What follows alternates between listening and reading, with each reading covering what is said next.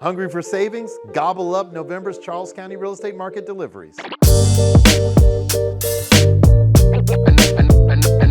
Hey there, welcome back to your trusted real estate source. It's me, Melvin Yates in the Flagship Group. Get ready for your monthly real estate update. We've got you covered, whether you're a seasoned pro or new to the real estate game.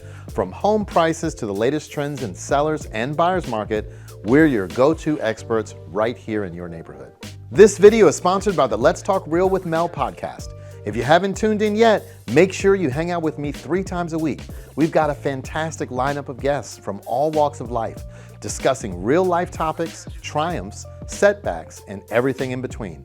Find us wherever you search for podcasts. Now for the numbers. The average sales price was $438,090. This is a 0.5% decrease over last year and a 0.2% increase over last month. The total sales volume in Charles County last month, all added up, was $83 million, and that's down 6% over the prior month. The average time it took to find a buyer was 22 days. Let's take a look at the national data for October and check out the latest real estate trends nationwide. The news is the housing market going to crash? No. There are still more buyers than sellers, and that means a meaningful price decline can't happen.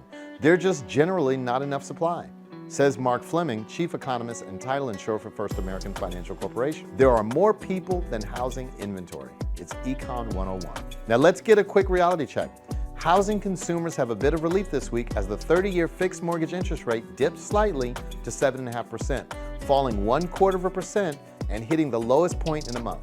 Now the future outlook is looking pretty good. Amidst the ongoing housing market, there's a growing need for more affordable housing options in the U.S., prompting a strong recommendation for the Federal Reserve to consider a reduction in the Fed funds rate. Now in this dynamic real estate scenario, homeowners are positioned as the beneficiaries, acquiring housing equity that eager prospective buyers ardently seek.